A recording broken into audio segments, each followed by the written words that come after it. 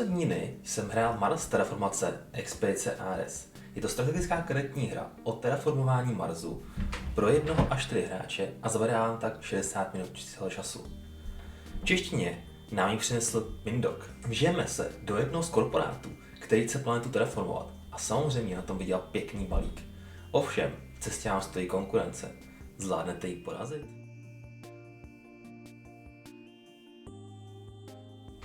Tak se jdeme na to, co najdeme uvnitř krabice. Krabice má kompaktní rozměry, ale není vůbec lehká, takže tam bude hodně komponentů. Jako první tu máme pravidla.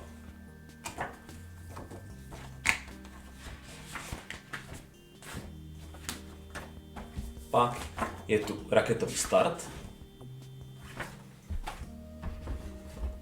herní deska Marsu, 4 hrací desky hráče,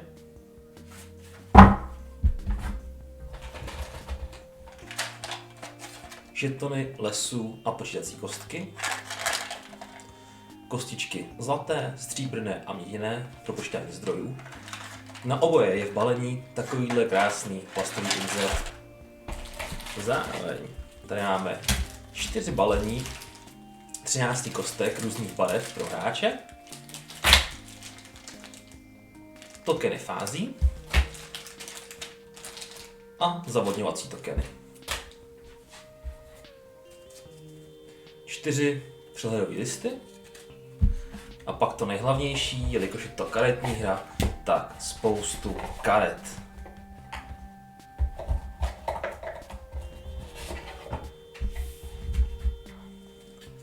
Rozdělovací kartičky. S promokartama je tady 18 karet korporací, takže celkem velký výběr.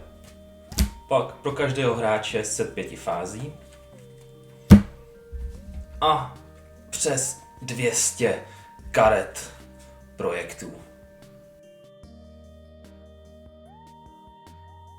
Cílem hry je mít co nejvíce bodů.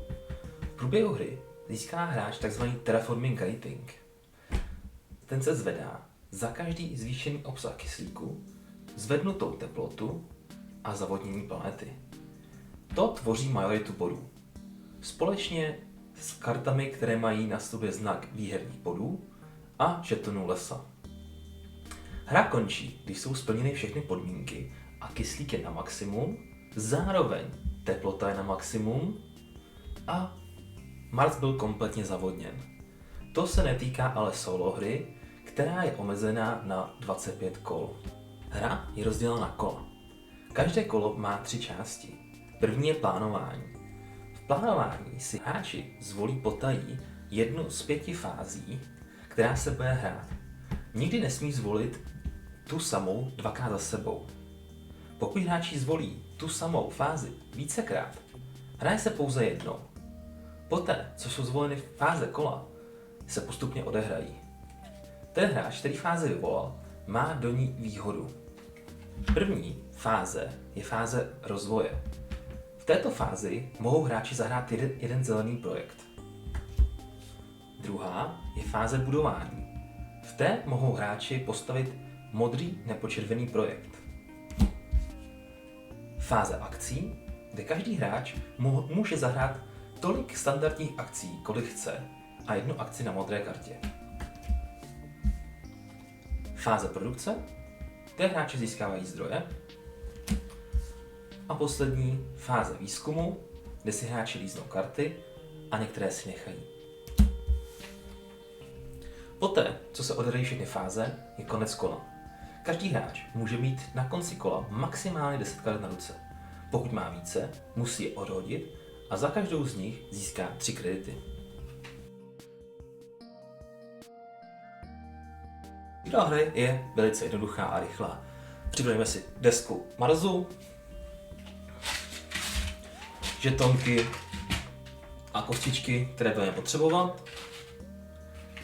Nastavíme teplotu na -30, kyslík na 0, vezmeme desku hráče, zvolíme si barvu hráče a nastavíme počáteční hodnoty zdrojů.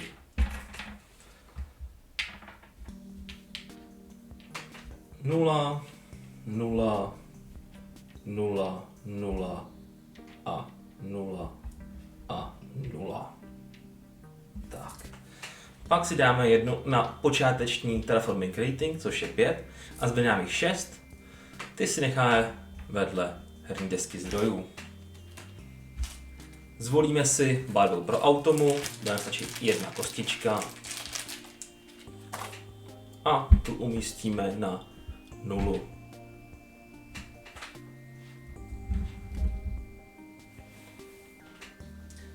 Dále zavodníme Mars, nebo teda připravíme zavodnění pro Mars. Náhodně rozmístíme žetony. Tak. Vezmeme si žetony fází hry, které v solo hře nepoužívám. Slouží jenom proto, aby bylo jasné, která fáze se aktuálně hraje. Vezmeme si jednu sadu fází pro hráče a jednu sady pro automu. Karty zamícháme a dáme vedle herní desky. Zamícháme karty korporací. Rozdáme každému hráči 2 korporace. No a jako poslední nám chybí zamíchat balíček projektů a každému hráči dáme 8 karet. Kromě automy samozřejmě, ta žádné karty nemá. Tím máme hotovou přípravu hry. A teď si musíme zvolit, jakou korporaci si vezmeme. V pravém rohu vidíte, kolika eury v korporaci začíná, její název a zvláštní symbol, který slouží k synergiím v kartách. Jak vidíme tady, efekt. Za každý symbol blesku na kartě, kterou zahrajete, máte slevu 3 eura, to je to samé pro planetu. A rozdíl mezi traktorem a Torgatem je takový, že Torgate začíná s produkcí tepla o 1 vyšší. Tak se podíváme teď na karty, co máme na ruce a podle toho se rozhodneme. Nikde nevidím žádný symbol planety ani blesku, takže ty schopnosti jsou mi zatím k ničemu. A já se teda rozhodnu pro traktor a vezmu si radši 51 eur. Zbylou korporaci hodíme zpátky do krabice. Vezmu si 51 eur. Takže zlaté kostičky za 10, stříbrné za 5 a měděné za 1. Takže 51. No a jsme připraveni hrát první kolo. Já si zvolím fázi rozvoje, protože si určitě postavit nějakou budovu nebo nějaký projekt, který mi zvedne produkci. Podívám se, co zahraje Automa. Automa zahraje fázi výzkumu. V normální hře více hráčů by se otočila žeton výzkumu 5 a žeton rozvoje 1. Tím dáme najevo všem hráčům, že se hrajou tyto 2 fáze. Potenciálně více podle toho, kolik hraje hráčů. V solo režimu je pro mě toto zbytečné otáčet, protože si to dokážu kontrolovat, protože hraju fáze jenom já a otáčím i za automu. První je fáze rozvoje. Tak, co bych mohl zahrát? Modré karty jsou karty, které mají nějaké akce, které můžu hrát v fázi akcí. Cena 12, symbol vegetace a jako akci má, že za 1 euro můžu získat 2 žetony vegetace nebo 2 zdroje a karta se počítá jako jeden výherní bod. Živoucí filtry, cena opět 9, symbol překlad zvířectva, ale abych ji mohl postavit, tak nejdřív je tady podmínka, že musí být otočeny minimálně 2 destičky oceánu. Je to zapsané jak tady v textu, tak i tady nahoře. Zároveň karta říká, že získám jeden vítězný bod za každé 3 jednotky zvířectva na této kartě, které se sem dávají tímto efektem. Efekt platí celou dobu hry. Pokud položím libovolný počet jednotek mikrobů na jinou svou kartu, můžu sem položit 1 bod zvířectva. A podle toho mi dá na konci hry vítězné body. Karta projektu, cena 8, symbol vegetace a symbol produkce je oranžový. To, co je tady v tomto levém rohu, je zároveň i ten text, takže mi to říká, že váš příjem se zvyšuje o 1 euro za každý symbol vegetace a zvířectva, včetně této karty i karet zahraných později. Takže pokud bych měl vyložené tyto 3 karty před sebou, tak už získávám navíc produkci 3 eur za 1, 2, 3 symboly. A tak to fungují všechny produkční karty. V levém dolním rohu je to piktograficky a vedle je to popsané. Další podmínka, tato karta může být zahrána pouze, pokud je obsah kyslíku minimálně ve žlutém pásmu. Žluté pásmo je zde. A pak jsou zde ještě karty, které mají dole tady šedivé políčko a to jsou tyto 2 zdroje dole a to znamená, že máme slevu na hnědé karty a stříbrné karty. Já bych určitě, jakož mám teď hodně peněz, tak první, co chci, je zahrát tu nejdražší kartu, kterou mám, která mi zvedne co největší produkci. Takže zahraju import komerčního zboží. Díky tomu, že jsem zahrál já fázi rozvoje, mám slevu 3 eura, takže mě stojí 33 jenom. Takže si to vezmu 40, zpátky 7 a zvednu si produkci. Produkci karet O1, což je tady, 2 produkce tepla a 2 produkce vegetace. Jelikož můžu zahrát jenom jednu zelenou kartu, tím jsem skončil a je další fáze, což je fáze výzkumu. Vezmu si 2 karty a jednu z nich si nechám a tu odhodím. A je konec kola. Na konci kola musím se podívat, zda mám 10 karet na ruce. 3, 4, 5, 6, 7, 8. Tak je to v pořádku. Pokud bych jich měl více, tak bych musel karty na 10 odhodit a za každou odhozenou kartu bych získal 3 eura. A tím jsme dokončili kolo. Další kolo nemůžu zvolit fázi rozvoje, nemůžu ji zvolit 2krát po sobě. Jako další fázi si vezmu fázi budování, abych si mohl postavit modrou nebo červenou kartu. Co nám vybere automa? Auto nám vybrala fázi akcí. Fáze budování je 2, takže je jako první. Dobytek zahrát nemůžu, protože kyslík není ve žlutém. Rozkladné houby, ty mi teď zatím nic nedávají. Živoucí filtry taky nemůžu zahrát. Já bych si postavil farmářské trhy, jelikož bude pak fáze akcí. Za 1 euro budu moct získat 2 jednotky vegetace, což je podle mě zisk, dvojnásobný zisk.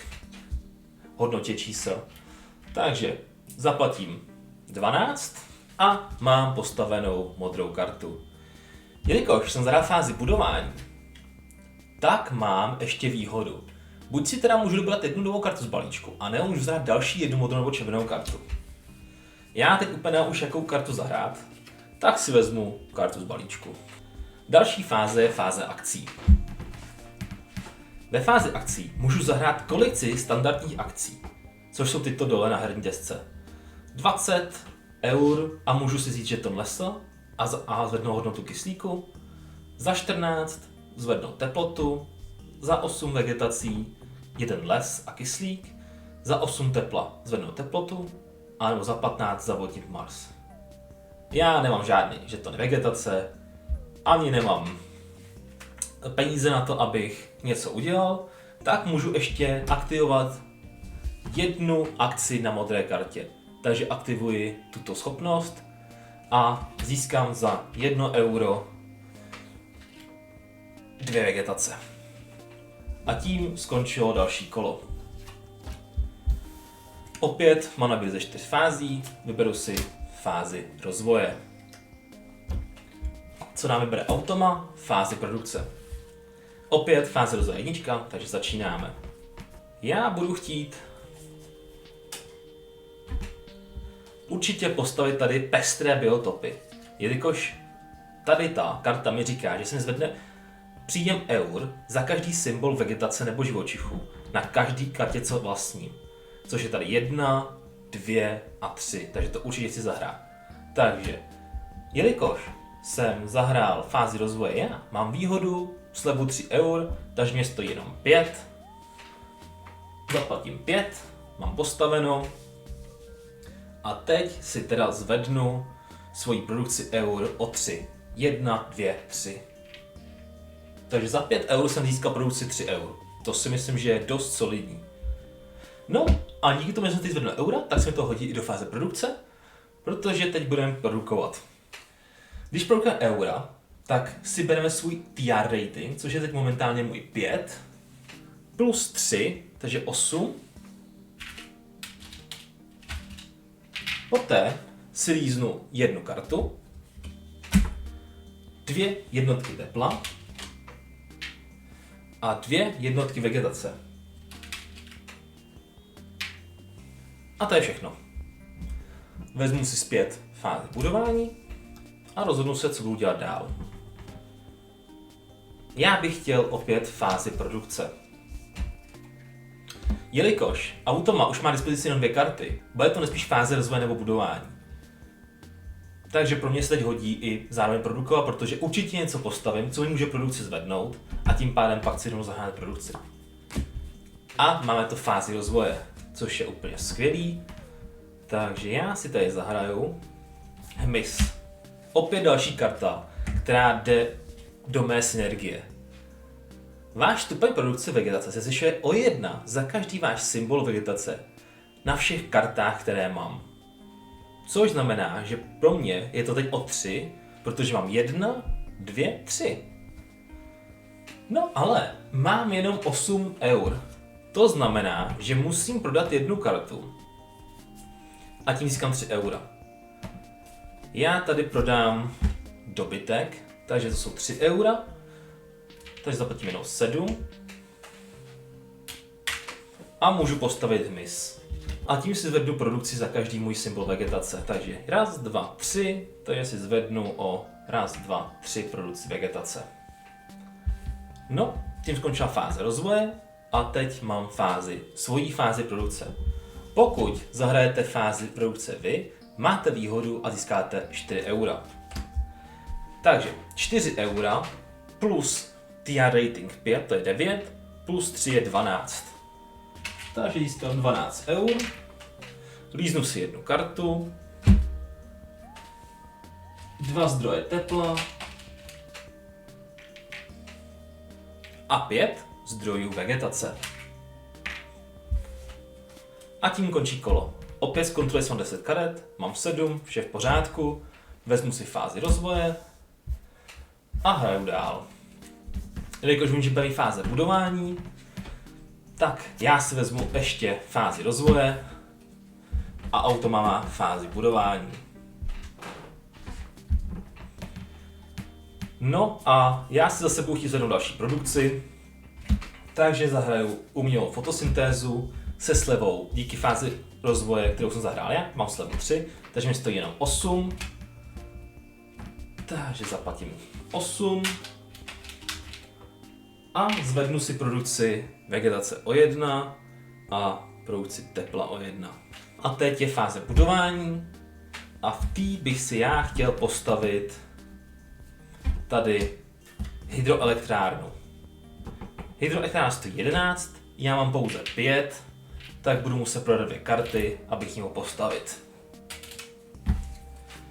Já tu prodám 2 červené karty, jelikož zatím ani nemám úplně peníze, a tím mám 11 a mohl jsem si postavit hydroelektrárnu. Hydroelektrárna má akci, že za každé euro obdržím 2 jednotky tepla. A pokud jsem v tomto kole zvolil fázi akcí, obdržím navíc ještě 1 jednotku tepla. Vezmu si zpět fázi produkce, zamíchám karty Automy a zvednu ukazatel o 1. Zvolím si fáze. Já bych teď chtěl udělat fázi produkce, jelikož nemám žádné peníze. Co má Automa? Bohužel taky fázi produkce, že jsem v podstatě přišel toto kolo o 1 fáze produkce, protože jsme zvolili tu samou, což je pro mě teď hrozně nevýhodný, protože produkci chcete po každý mít. No dobře, jelikož jsem zahrál i já, tak mám výhodu, že získám navíc 4 eura, plus 3, plus 5 je 12.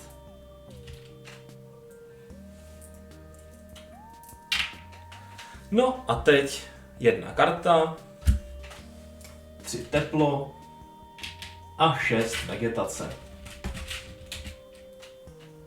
Tak. To je konec. Takže produkci si takhle udělám. No a mám celkem málo karet, takže já budu chtít zahrát fázi výzkumu, abych si dolízal nějaké karty. A vida, máme tady fázi akcí. Já určitě budu chtít zvednout si vegetaci. Takže tam 10, mám jenom 15, chybí mi 1, abych to mohl použít dvakrát. No.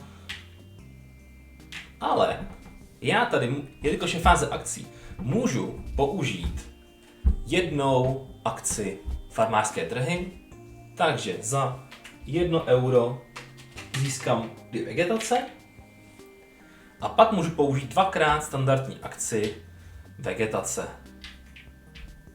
Takže utratím 16 bodů, vezmu si 2 žetony lesu a zvednu kyslík o 2. Tím se mi zvedne i můj TR rating o 2. Jednotky tepla mám pouze 7, takže to mi nestačí a 11 eur. 11 eur, víte co? Já prodám tady houby, mám 14 a za 14 eur už můžu zvednout teplotu a tím se mi zvedne TR rating o 1. A tím skončila fáze akcí. Je moje fáze výzkumu, takže se vezmu 5 karet a vyberu si 2. Mně se určitě líbí tato karta, protože mi dává další produkci, díky mým kartám, které mi zvedají produkci za symbol vegetace. A to má ještě pěknou akci, tady tu si nechám. A pak ještě elektrárnu. Zbytek odhodím. Konec kola. No, co jenom 5, takže vše je v pořádku. Vezmu si produkci do ruky, rozhodnu se, co budu hrát dál. Nemám peníze, takže já chci určitě fázi produkce. Automat zahraje fázi výzkumu. Takže produkce. Můj TR rating už je 8, plus 3 je 11, plus 4 je 15, takže 15 euro.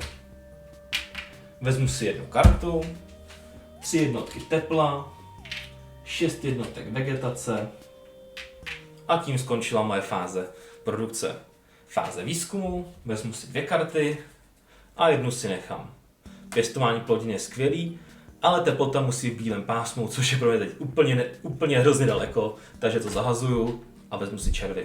Fázi výzkumu si můžu vzít zpátky a teď zahraju fázi budování. I když fázi budování teď může zahrát automat, možná takže já spíš zahraju fázi akcí. Podíváme se, co je fáze. A přesně tak, máme tady fázi budování. Na to jsem přesně spolíhal. Takže ve fázi budování já zahraju zemědělské družstvo. Já trošku teď zariskuju, protože si nechat peníze, abych tady mohl si zvednout teplotu. Takže já udělám 3, 6, 9, 12, 15 a za 15 si postavím modrou. Zemědělské družstvo říká, že obdržím 3 jednotky vegetace a jako akci, když odejím 1 kartu, tak získám další 3 jednotky. Takže po zahrání karty získám 3 jednotky vegetace a teď díky mým kartám hmyz se mi zvedne stupeň produkce vegetace o 1 a zároveň se mi zvedne příjem eurech o další 1 díky symbolu vegetace. Tak. Takže to byla celkem pro mě podle mě výhodná fáze budování. A teď je fáze akcí. Za 14 zvednu teplotu o 1, tady zvedneme teplotu, zvedne se mi TR rating, za 3, 6, 8 zvedneme opět teplotu, tady se mi zvedne i TR rating, už na 10, za 8 vegetace si vezmu žeton lesu, zvednu si kyslík o 1 a TR rating o 1. Můžu i použít nějakou akci na mých kartách, takže já určitě budu chtít použít hydroelektrárnu. Jelikož jsem zvolil fázi akcí, obdržím 1 jednotku tepla a za 1 euro obdržím další 2, takže získám 3 jednotky tepla. No a tím jsem skončil. Vezmu si fázi produkce a určitě budu chtít fázi produkce, protože se nemám peníze. No a poslední u Automy je fáze rozvoje, takže můžu zahrát jednu svoji zelenou kartu, nemám peníze, ani nemám jak je udělat, takže pro mě fáze rozvoje neznamená nic. No a fáze produkce, takže TR rating 11, plus 4 je 15, plus další 4, to jsem zahrál fázi rozvoje já, takže 19. Vezmu si jednu kartu, 3 jednotky tepla, 7 jednotek vegetace a tím končí další kolo. Opět bych zamíchal karty Automy a posunul. No a takhle probíhá 5 kol, 5 sad kol po 5, takže celkově 25 kol a jde o to mít co nejvíce výherních bodů. Po těchto 2 kolech bych počítal výherní body tak, že vezmu svůj TR rating, což je 11, plus mé žetony lesů, což jsou 3, to je 14 bodů, a pak na kartě tady té mám jeden výherní bod, což je 15, no a to je všechno. Takže po 2 kolech jsem došel na 15 bodů. A to je asi vše, jak se hraje Mars Terraformace Expedice Ares.